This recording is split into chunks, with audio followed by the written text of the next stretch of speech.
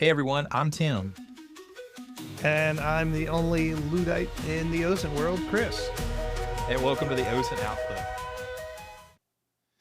Hey everyone, I just wanted to provide a quick disclaimer about this episode. There are mentions of suicide scams in this episode, which can affect someone or potentially trigger those that are sensitive to those. So if you don't want to listen to this episode or you'd like to continue on and skip this one, feel free to do that.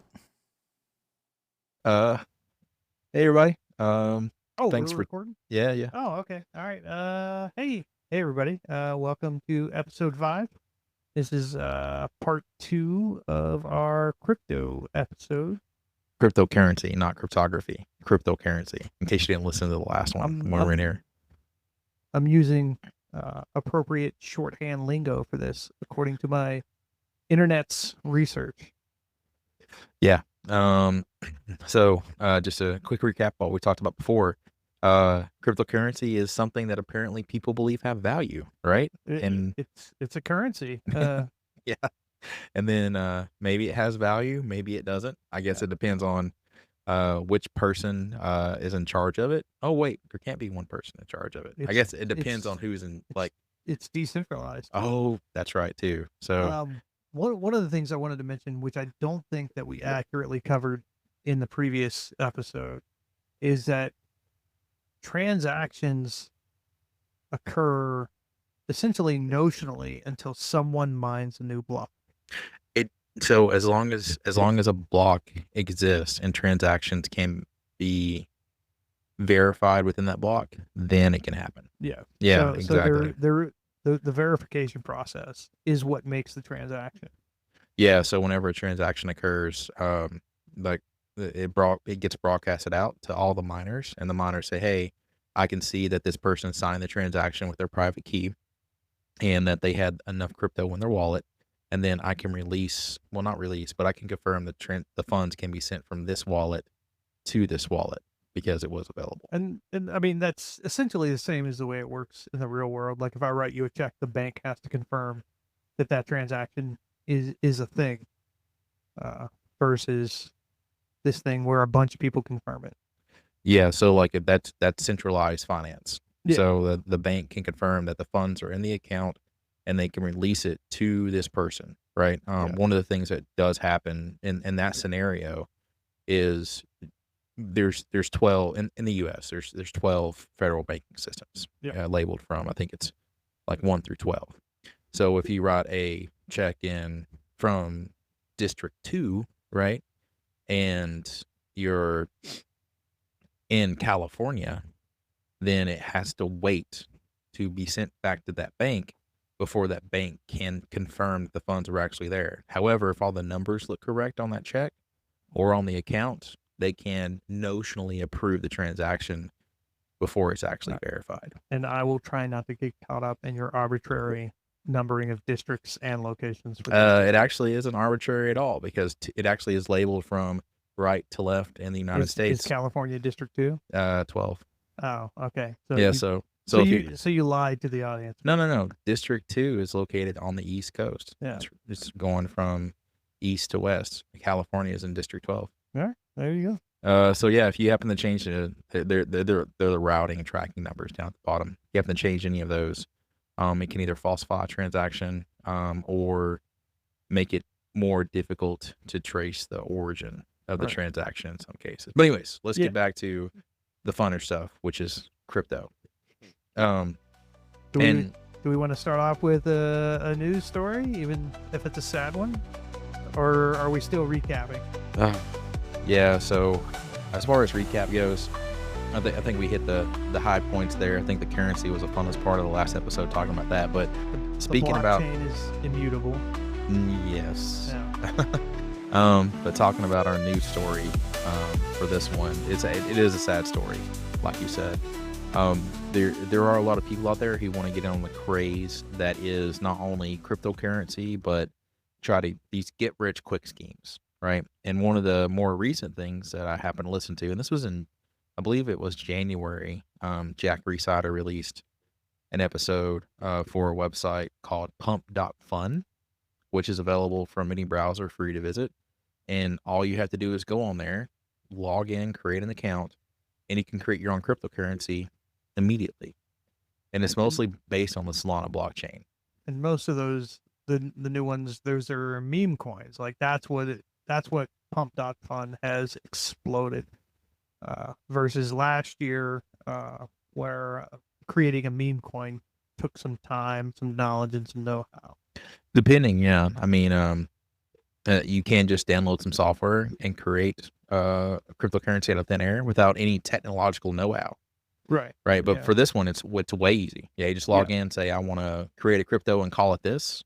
And then you're off to the races. And how Pump.Fun works is once you create that cryptocurrency, you then contact people that you know and say, hey, I'm trying to, make this more valuable. So can you purchase it? Go on here. You can purchase it or invest in it. Yeah, invest, right? Which was essentially what you're doing. You're purchasing that cryptocurrency with fiat currency. And then you can hopefully bring it up to the moon and then sell it, and then you make a bunch of money. But what gets cut out are the investors, right? The investors are the ones who probably lose all their money. So this is called a pump and dump scheme. This has been around for years. Yeah. Where you bring up the price of something and then you make you make people think it's really valuable, but then afterwards it was all pipe dreams, right? So a lot of people are doing this, and they're bringing it to the extremes where if they're like, if you don't invest in this, then I'm going to do something that could be bad, right? Or if you invest more, I'll do something wild and crazy. So the story I have tonight is about a dude named Mr. Fuck You. I think it's Fook. Fucku? It's Fuccyu. Yeah. Mista Fuccyu. Is it Yeah. Fucyu? Yeah. So something like that. Mr. Fucku. What if it's soft C's? What if it's Fuccyu? Yeah. But not to disparage the individual too much, because again, we're talking about a sad story. What happened was he was live streaming and he wanted to pump a coin On Twitter. Yeah. On Twitter, X, however it's referred to this year.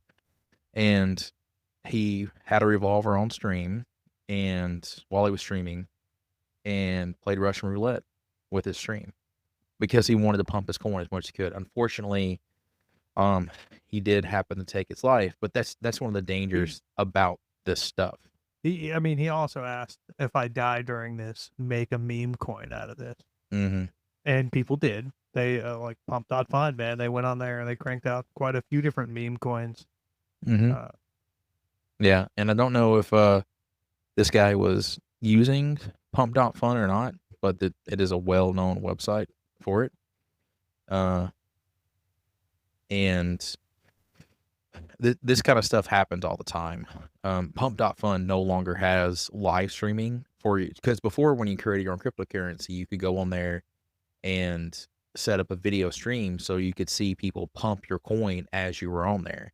And they were the moderation rules were like extremely lax. Like they allowed pornographic acts, violent acts, extremely graphic acts that people would watch. And we're not talking about people over the age of 18, right? Because again, cryptocurrency is extremely unregulated all around the world. I mean, that's the point of it, is a lack of regulation. Exactly, right? So there were kids going on there, like legitimate kids, like as young as, 13, 14, 15 years old, creating these coins and saying, I will do this, or people over the age of 18 engaging in these acts. And kids were going on here and watching this stuff. Yeah. So if you invest into my currency, my crypto, do these things, or I'll do these things in response to that. Exactly. So are there better regulations in place now, at least on Pump.Fun or some of these other sites that make it really easy to generate your own cryptocurrencies? I think Pump.Fun removed the ability to live stream on there. Is that about it? Are there no moderators? Other than that, I think they do. They say they moderate content. Again, I haven't been in touch with any of the developers for Pump.Fun, but they're so far no, from my understanding. It's Okay. just they remove live streaming, and that's about it. All right. So why would someone do that for a meme coin Uh, or a crypto coin, cryptocurrency? it, it kind of boggles my mind because we're so interconnected right now. They just think they can go on here and talk to anyone and do anything, regardless of how old they are. And it could be they saw someone else do it, right? They were on there, saw someone live streaming doing the same exact thing, and it took off, and they made tens of thousands of dollars within, minutes or hours. Other people do it because they were dared, right? They thought it would be fun, or they're just at their wits' end. I personally don't know. I Okay. stream, gaming, but I just okay. I was gonna yeah. say you don't scream No. on pump. Can't anymore. But yeah, I stream while I'm game, but that never anything really like this for sure. All right. Well, that's a crappy news. Do we have anything positive we can lead out of the news section with? Probably not today, man, because unfortunately, when it comes to these pump and dump schemes, there's rarely everything positive to come out to say for everyone, other than maybe one person, made a bunch of money. Maybe a lot of people didn't lose their money, but that's just the nature of investing in something that you don't fully understand, and you have a trusted associate, right? If I were to reach out to Chris, which I've done before, I'm like, hey man, this is really cool, check it out, and he loves it so much that he actually decides to invest in it, but he didn't know my motives, which I never do Chris like this. He didn't know my motives, then I could just have taken his money and he wouldn't even known it. I'm- That's what happens. I'm too cheap to invest in stuff. So yeah, but I will say maybe Right. one positive thing is I think it is a huge learning point, Okay. right? Yeah. Because I really value mental health in a part of ocean investigations in my family. So maybe there was something else going on in this person's life that they probably could have talked to him about. Maybe if he would have sought treatment, could have really helped out. I mean, I think everybody should visit with a therapist at some point in their life just to have a conversation. An objective third party works wonders for your mental health, right? Especially someone who's trained to understand how to listen and then provide feedback that is constructive, Yeah. I mean, understand the signs of stress in your life and what is good stress versus bad stress, and then find someone to talk about it with. Yeah. And, as far as OSA goes, I think that a mental health episode in the future could be really valuable. Definitely. But that's a lot of research that we have to do, and also regarding that, a lot of legal disclaimers, because neither Chris or I are mental health professionals, and we aren't licensed to practice that. I bet we could get a guest for that one who is licensed, who we could talk to. Potentially, yeah. So if you're listening to this and you're licensed, let us know, and we'll be more than happy. If you're a certified mental health professional, we'd love to talk to you. Yeah, absolutely. Anywho, continuing on with the crypto episode. So what will we end off with last time, man? Remember? I can't remember. Was it dark web? Well, I mean, so last episode, and I know we already hit the recap at the start of this one. We talked about blockchain, we talked about crypto, we talked about what makes cryptocurrency valuable, and we kind of rolled out right there. So, do we want to talk about transactions, or do we want to talk about different types of crypto? Yeah, so we can definitely talk about types of transactions that occur on the blockchain, because it's really important in understanding how to track this information. Because so to break it down really simple for financial transactions in general, what happens, right, when I go to a store, right? Say I go to 7-Eleven, Walmart, and I swipe my credit card. How does it know my money is there to pay for things? Like what happens in that whole thing? I mean, at this day and age, there's an RFID chip and an RFID receiver that reads your card. They ensure that it's valid, or at least attempt to ensure that it's valid, or that there's money that exists if it's a prepaid card or something along that lines, and then it subtracts those funds and gives you a receipt of that transaction. Okay, so when you're talking about it, what is that does all these things in the background? Is it like a bunch of people? Is it one entity? Like what's going on there? I mean, there's computers involved. I don't know the exact system or who creates it, but I'm sure there's one conglomerate that creates it for everybody. Yeah, so I think we the common ones I know that I use all the time are Visa and MasterCard, right? Yeah. Yeah, so Visa and MasterCard makes all of these, and then they link it to our bank accounts, right? So they're like Yeah, there is an association yeah, between the card and you. yeah. So there's a man in the middle who says, "Hey, this person wants to conduct a transaction. We go here. We look to see if the money's available. If it's not, decline the transaction. Can't go to continue. If it is, it lets the transaction go through." And that Man, have you ever had your stuff decline? Like that is a terrible feeling. This is uh, awful. so I've been there, man. Like it's just awful.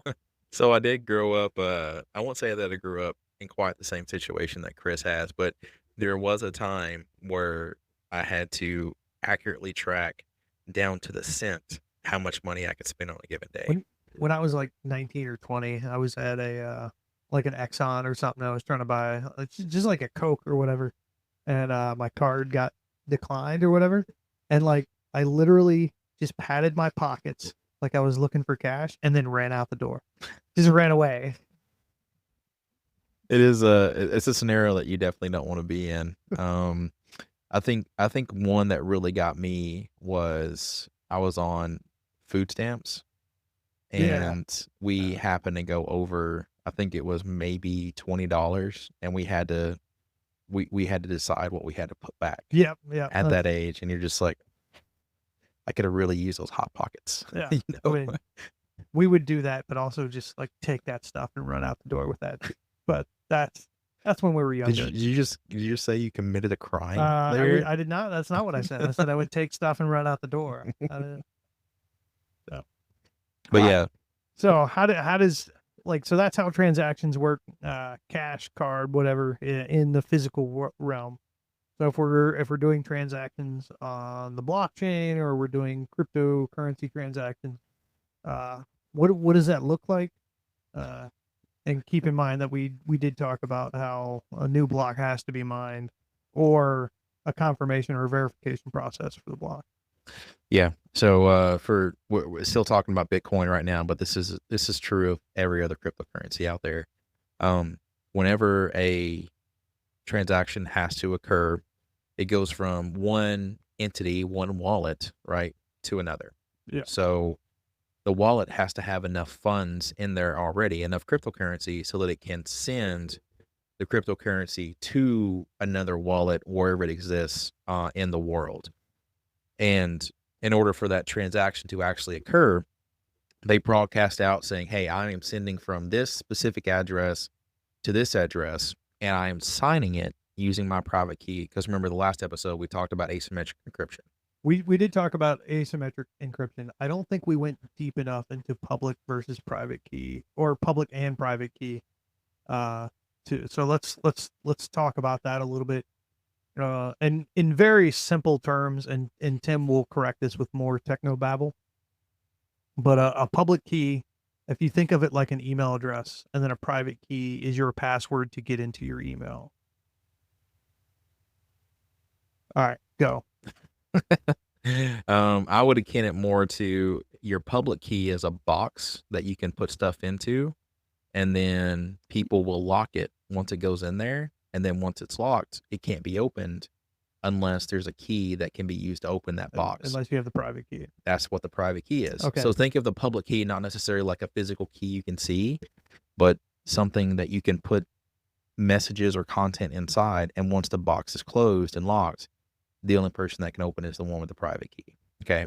The private key is really central around making sure that transactions that are broadcast out the chain is made by the correct user. And then the public key that's created as part of that key pair is the one that can verify it is the correct private key that was used. The private key authenticates your pseudonym?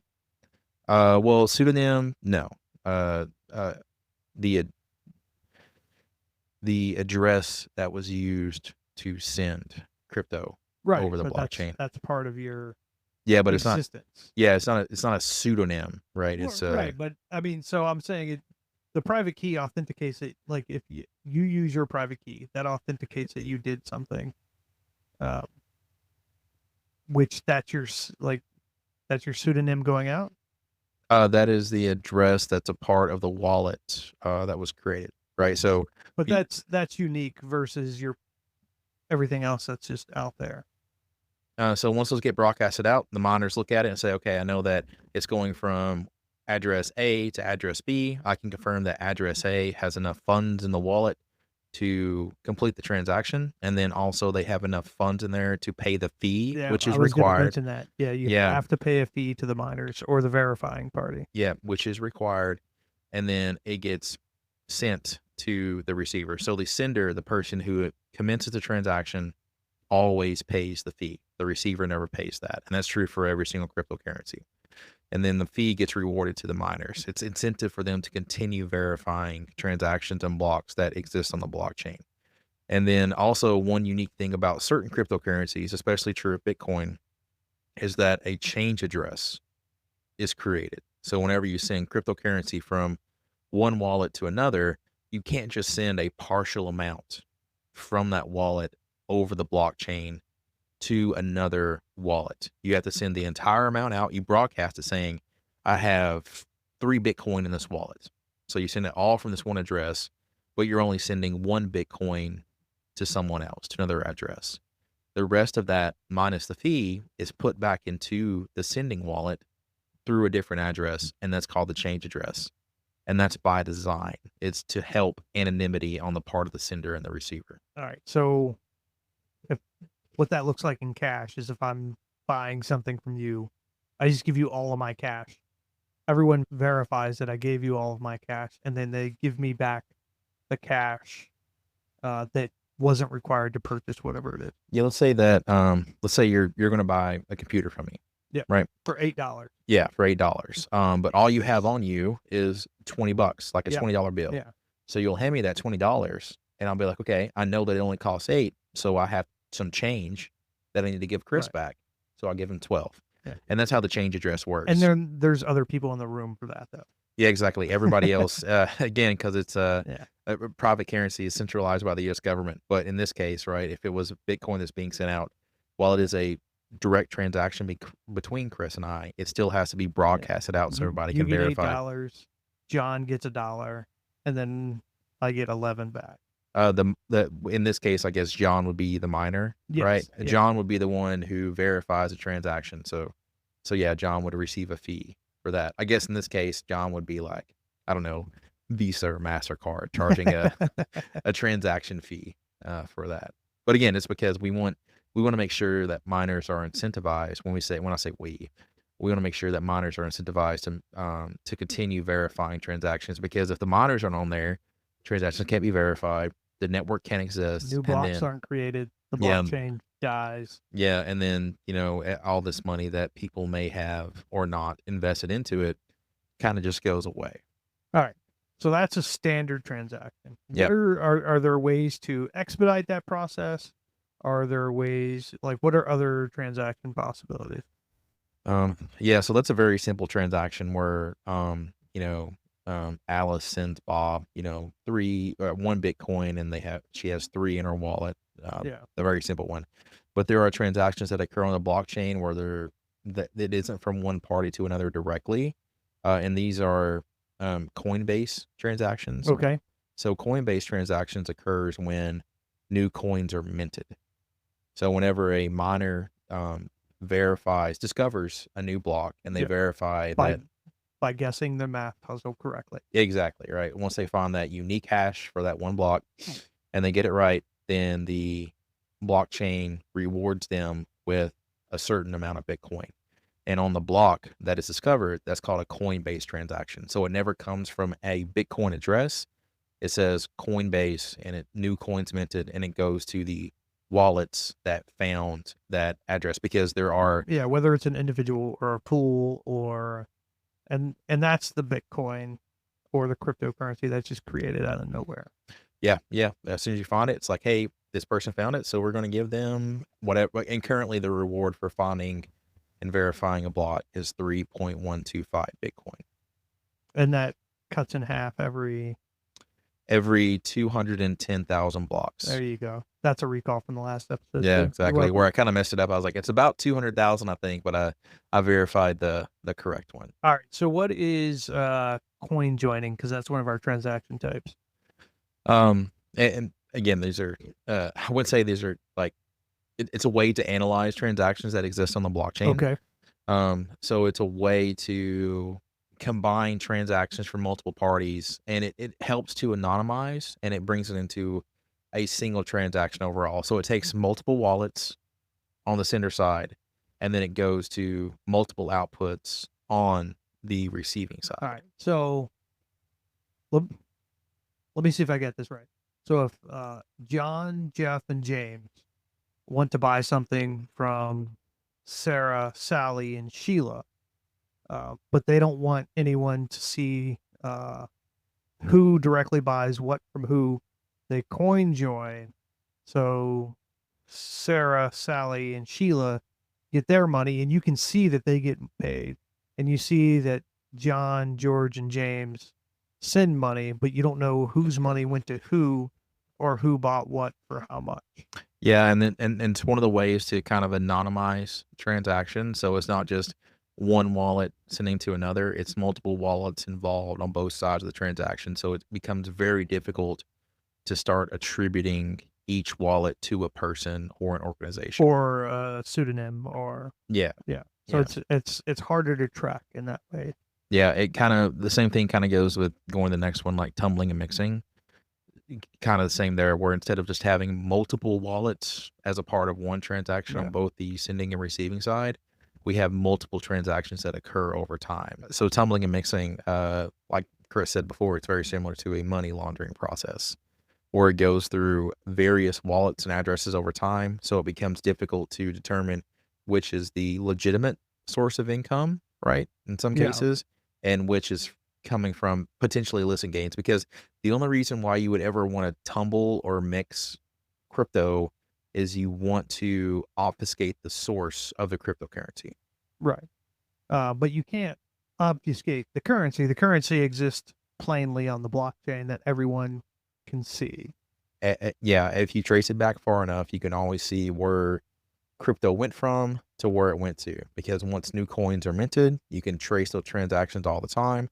The only difficult part is attributing the source of the cryptocurrency to someone on Earth. Yeah, or from where it started to where it ended. Yeah, you as can. far as how many people touched it. Yeah, you can always see how many transactions occurred, but you don't know what wallet belonged to what. That's never. There have been ways to de-anonymize that. Like there are companies out there that have attempted to attribute wallets to certain things, and they've been very successful at that.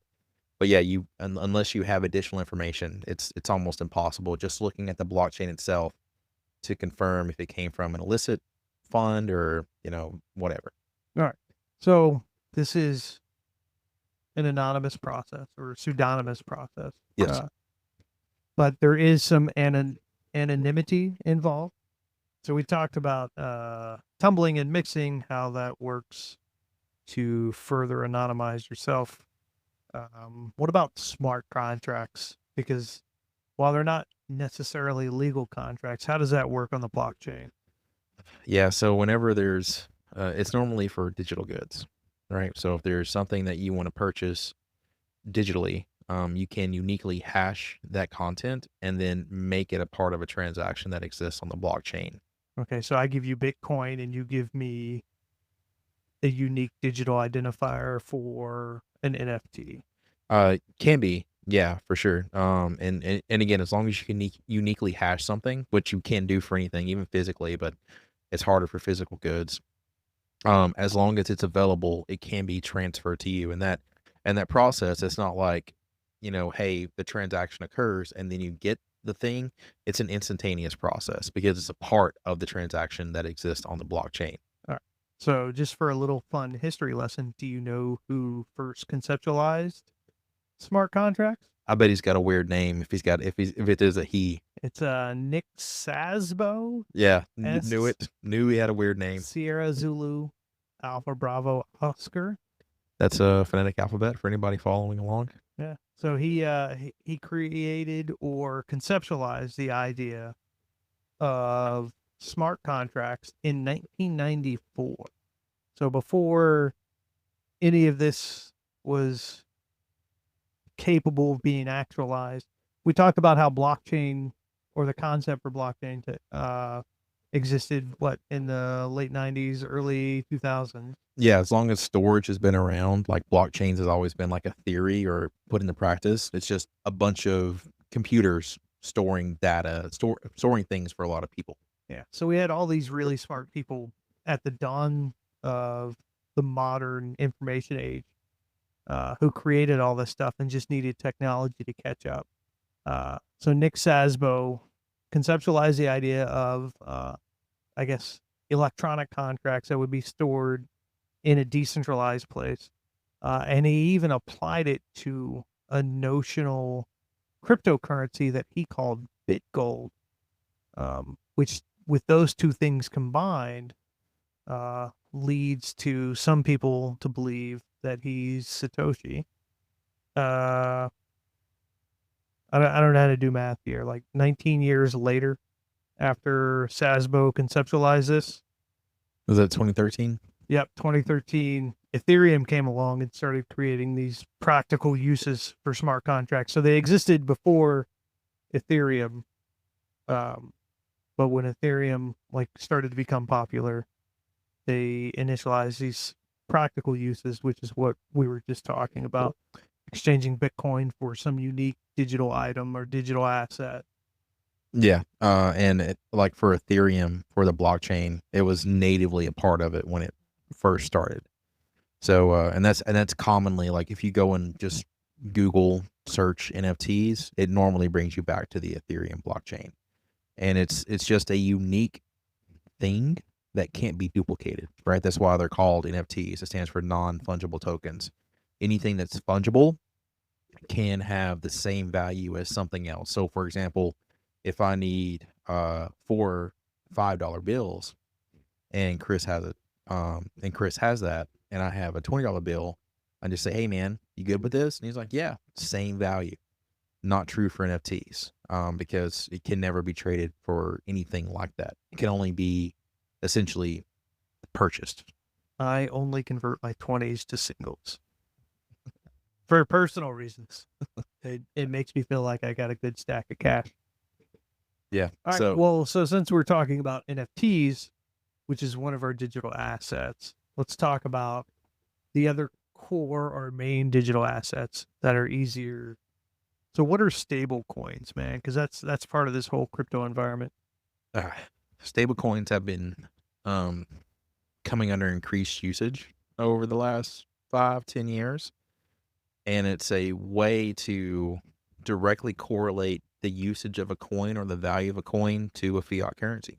So that makes it one of the, I guess, more valuable cryptocurrencies or digital assets, or at least more stable. Well, yeah, that's part of the stable coin. I wouldn't say necessarily valuable, but it's more than likely that if you buy a coin at, you buy that USDT is a common token that's used for stable coins, right? And each one of those is equatable to $1. You buy 10 USDT, guess what? Each one of those are $1. Nope. So they're worth $10 if you buy 10 of those, right? So that's why people would rather have those for everyday transactions and in their account than something that's volatile like Bitcoin. Right, because anytime a massive, let's say, North Korean crypto theft goes off or occurs, you'll see cryptocurrency just tank and then spike back up a little bit when people have a little bit more faith in it. So stable coins are a way to avoid or mitigate some of the risk that you have in your digital assets. Yeah, because it's always going to be equatable to one other thing that's backed up on Earth. Yeah. And you can use those for foreign exchanges and other things like that. So physical goods. Wherever, and the biggest thing is wherever they're accepted at. Like, I always like to equate it to, like, American Discover cards, right? Yeah. Acceptable wherever American Express is accepted. Same thing applies here as well. All right. So what about central bank digital currencies? Who are those? Because Like, that's a big thing that I'm not fully read into, right? So were they issued by the bank? Like how do those So work? it's from my understanding, it's a digital asset that represents a fiat currency. What are some examples of CBDTs? That sounds funky saying it that way. CBDCs. CBDCs. Okay. They're not tokens, they're currency. They actually Yes. call them currency? Yeah. So that's cool. they're essentially a fiat currency in the digital realm stored on the blockchain. So countries like, China, the Bahamas, Jamaica, all have these currencies. Not every nation issues them. And they use them for things like you would use a fiat currency for. So payments, cross-border payments is one of the things. So I can convert my CBDC in from Chinese dollars to Jamaican dollars or Bahamas, whatever. But I can also buy something from you using that. And since it's linked to a fiat currency, it has a more stable value. So you know what you're getting from an exchange rate standpoint.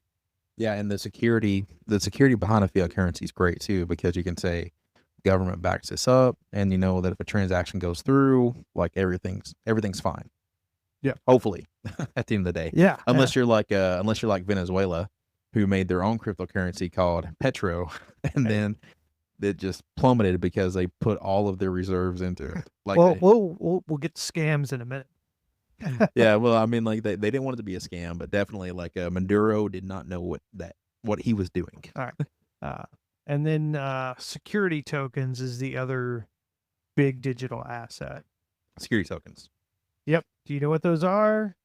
I feel like when I think of security, especially from a financial perspective, there's probably a regulatory entity, right?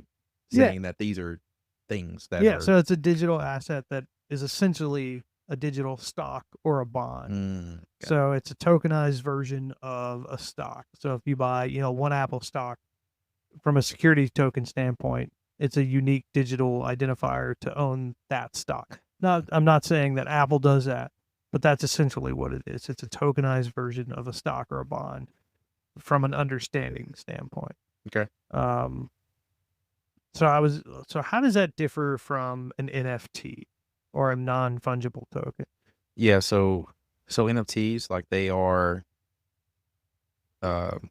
it's pieces of data on a transaction that occur on the blockchain, right? But it's not backed up by any entity. It's not a stock. I think a better thing to equate it to is probably an ETF, an exchange tradable fund, which is something that the United States recently done over the last year. The SEC said, hey, we recognize Bitcoin as an ETF, so it's allowed to be traded on stock exchanges. Right. So an NFT, like you were saying, is that it's a unique item, but it's digital. It does not exist in the real world.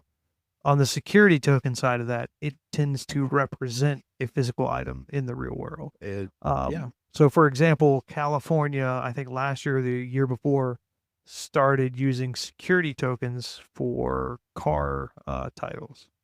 So they're trying to upgrade their system. It's not going well because it takes a lot of time and it's very labor intensive.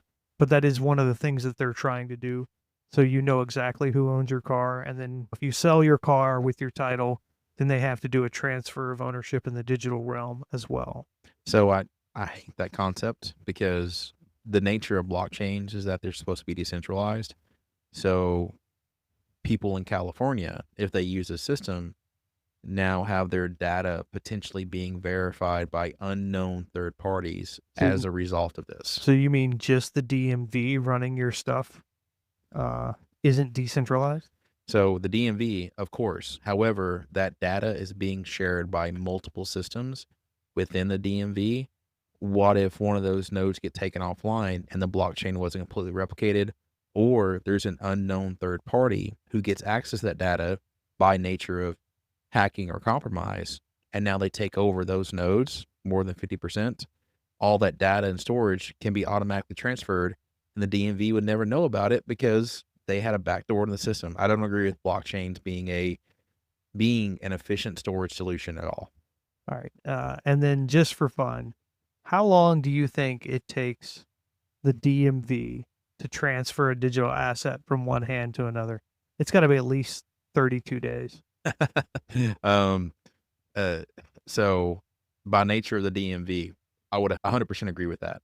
But understanding the technology the way that I do, as soon as a transaction occurs, it's instantaneous. Yeah. So Right. for the DMV, then it's still like 12 seconds.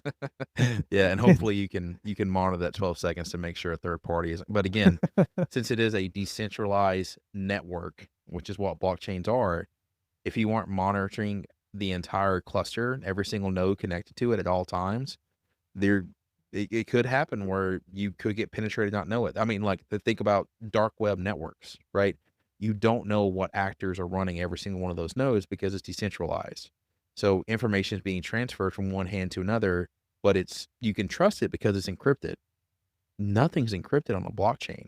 You can see all that data wherever it goes to, right? So I don't agree with governments and states, whatever they are, whom I want to trust and put faith in that they're going to do the right thing by me, having a decentralized storage solution take ownership of my data. I don't trust that. On the positive side, I can see if James Dean really did own that convertible I bought. I always like to do this when we talk about NFTs and a lot of my trainings that I do for my students. I talk about Vincent van Gogh, right? Goff, depending on how you want to pronounce it. This man died penniless, but now his works of art Can you say that word again? He died what? Penniless. All right, thank you. You're welcome. Penny left. So he had no dollars. Now, his works of art are priceless. Like, they're valued by collectors, around the world. But if a blockchain had been implemented during his time, all of those could have been unique NFTs that are part of a transaction. And if he wanted to, he could set up royalties for those transactions. So even though he sold a work of art for, $1, $10, whatever the equatable amount is back then to today, and now it's being sold for hundreds of thousands to millions of dollars, his estate, his family could get a large portion of that. As we've tracked it over time, you could see exactly where it was sold. If I owned any of his original artwork, I would only sell it for an ear. Also, if you do happen to own any of his artwork and you're holding that on me, yeah, that's a totally different conversation we should have. Yeah, that's fair. I would never tell you if I had it, though. Although that artwork in my bathroom, definitely illegitimate. We know what digital assets are. At least we have a nascent understanding of them. We've talked about blockchain. We've talked about crypto. Let's talk about one of my favorite things, scams. Mm-hmm. What kind of scams exist? We mentioned rug pulls earlier, or at least some sort of pump and dump scheme. So what do you got, man? Tell us about rug pulls. So it's where you create a coin, and then you get a bunch of people involved, and they all start standing on the rug that you created, right? And they believe that this rug is going to be really valuable. So by standing on the rug, you mean giving me money?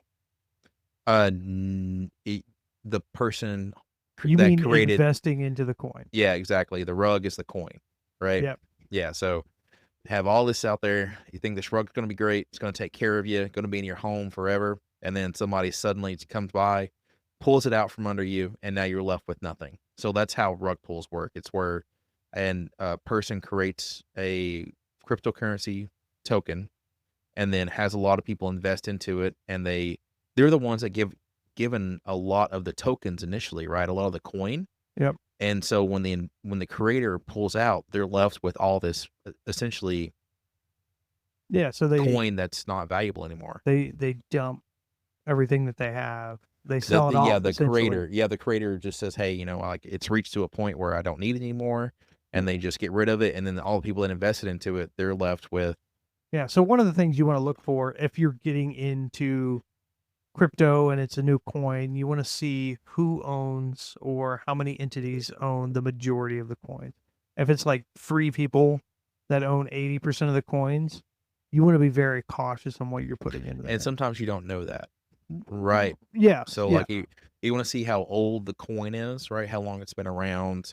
If there's a description of it, because like on a lot of explorers, you can go there and look at these coins and it'll say like this token was created, blah, blah, blah. Blockchain has been here. So it's important to read that stuff as well. Yeah. Now there are some other types of rug pulls outside of the pump and dump, which is kind of what we just described, right? So Chris, what other kind of scams exist out there as a part of either rug pulls or pump and dumps? All right, so liquidity pooling is one of those. It's one of these rug pulls. It falls under the overarching umbrella of a rug pool.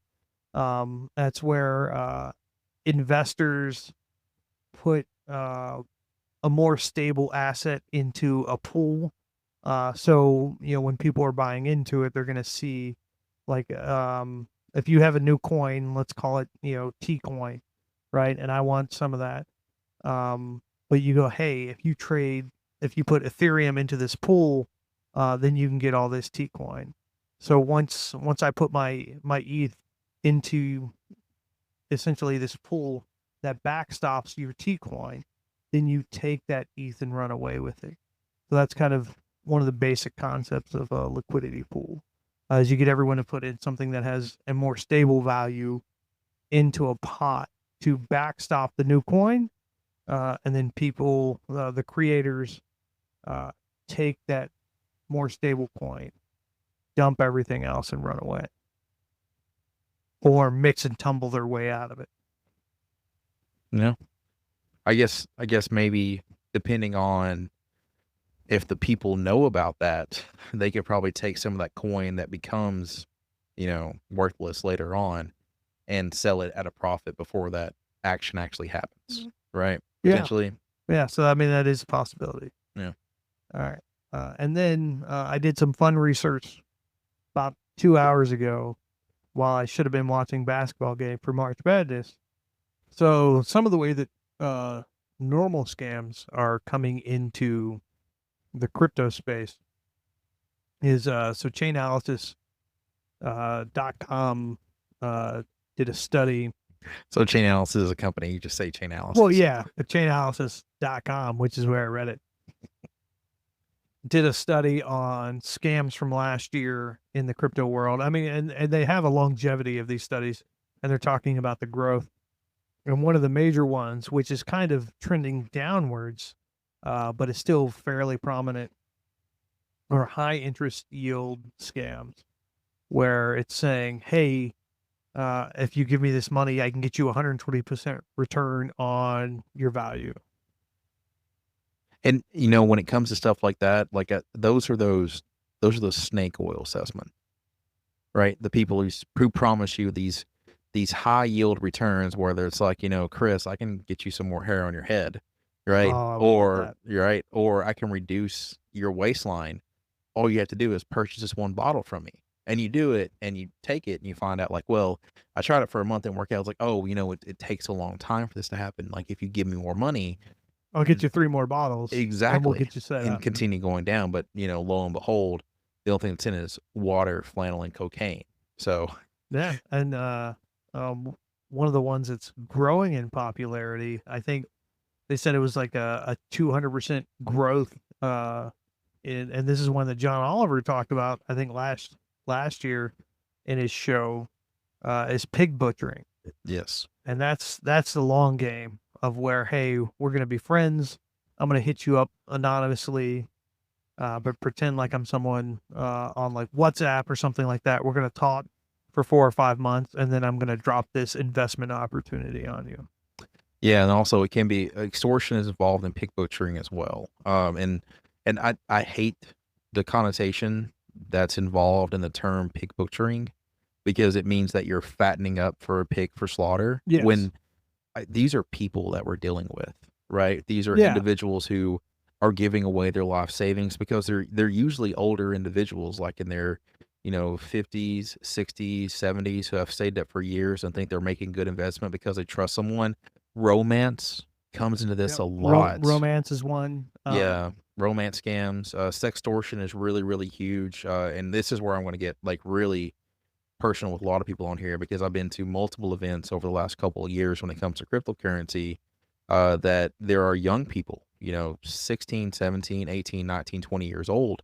They're taking their lives due to these sextortion scams, where they connect with someone over whatever medium they want to use, whether it's gaming or messaging. They join a group. They talk for a while. Yeah, and they sit there and they say like, "Hey, I really like you," and they offer up these pictures, or they ask for them. They said, "If you don't send me money or crypto, then I'm going to After they share all receive the these." photos, And yeah. then they do send the money, right? The crypto. They say, "Well, that's not enough. Send me more." And then ultimately, they feel like they're in a situation they can no longer be in, and they kill themselves. I actually know of several cases that were an individual who felt like they were in a situation they couldn't escape Yeah. from, When they feel like there's no way out.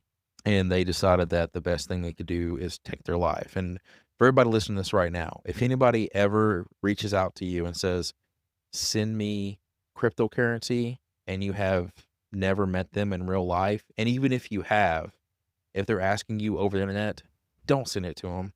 And if you're concerned that some of your money may have been stolen, whether it's crypto or fiat currency, do yourself a favor and reach out to local law enforcement and talk to them about it. They may not have the resources to help you where you're at, but these are these scams that are occurring. Like, it's not just, one off in your neighborhood or just targeting you. These are um, overarching grand schemes that are taking place outside of your country. So definitely don't think that there's no recourse whenever your money's stolen. Reach out and try to get help. The FBI has a crypto fraud organization, and like you can actually talk about or submit your victimhood online and say, "Hey, I think I've been scammed," and they'll run it. And if you go to FBI.gov, there's a crypto option, and you can go through there and figure out how to apply or suggest that you've been scammed. Yeah, and DHS also has one as well, Department of Homeland Security. Their IC3 section works hand in hand with FBI and other cyber entities in the United States. If you're located in a country, which you may be, outside of the United States, get to know what organizations can assist you when it comes to cyber crimes. Because I know in the UK, the NCA are very, very proactive in understanding how external entities are compromising UK citizens. And the same thing goes for Canada, Australia, a lot of developed nations around the world. So don't think that once this crypto's gone, don't hold it to yourself. There's always people that you can reach out to and talk to try to either get it back or understand ways to educate yourself and then protect yourself so that it may not happen again. Yeah. Yeah, absolutely. Ask for help or seek help from whatever law enforcement authorities that you have, and they may be able to assist or at least point you in the right direction to assist. Yeah, don't just don't think that because you're of a I don't know. But the best thing to say is for anyone out there who's more concerned about how cryptocurrency can impact you, number one, it's not really technical. Okay. You're sending information from one person to another. It's the same way as if you're trading currency, right? And then additionally, you don't have to know everything that Chris and I know to fully appreciate the value of cryptocurrency and use it effectively. If you have it on whatever app you're using, whether it's Binance, Coinbase, if you're using Robinhood, go for it. That's fine. But understand that once it leaves your wallet, you could never get it back. And then also, don't ever trust anyone on the internet, even if you think you know who they are. Yeah, I don't trust Tim on the internet. Like, I still won't use any of the public, or not public, but private online drop boxes for us to exchange information about this show. Like, I still need a text message, but yeah, I don't trust the internet. Even if it's a text message, he still doesn't check it sometimes. Well, I mean, if you send me a link in a text message, I'm still gonna I'm gonna interrogate that URL, and I'm gonna find it naturally. Like, I'm not. You can't find my URLs naturally, brother. I'm not clicking on that stuff. Yeah. Okay. But and to kind of wind down our cryptocurrency talk here. One thing we didn't heavily get into that we will in a future episode is understanding the huge dark web factor that comes into cryptocurrency, because we didn't really get into privacy coins, right? Yeah. We didn't understand how dark web marketplaces institutes it, and then also scams that occur on the dark web, because there are people out there, while they are conducting illegal activities, they still want to invest in themselves. And You mean it's harder to find trustworthy criminal? you always gotta abide by the thieves code, right? But yeah, essentially, like, the more I've come to investigate the dark web and be involved in these people, the more I understand the trustworthiness of their system, right? Um, which is, like, always behave as if someone else is a Fed, but behave and do things as if they're not. You know what I'm saying? Like, No, I don't actually. you Explain don't it. you Explain understand, you it. don't Yeah, at all. no, Okay, so no.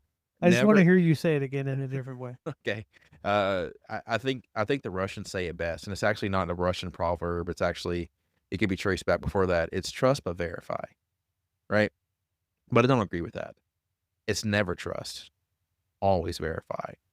So Okay, if all if right, I you're see that. if you're talking to someone, know that if you're communicating with this individual, you can trust the fact that hopefully whatever transaction or agreement you're engaging with them with will be completed, but you can never fully understand who they are or what their end game is.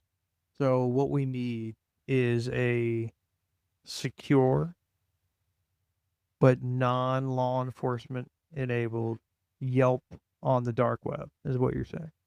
But that For- exists. for the drug dealers. That exists. Yeah, of And we course can it talk does. about that.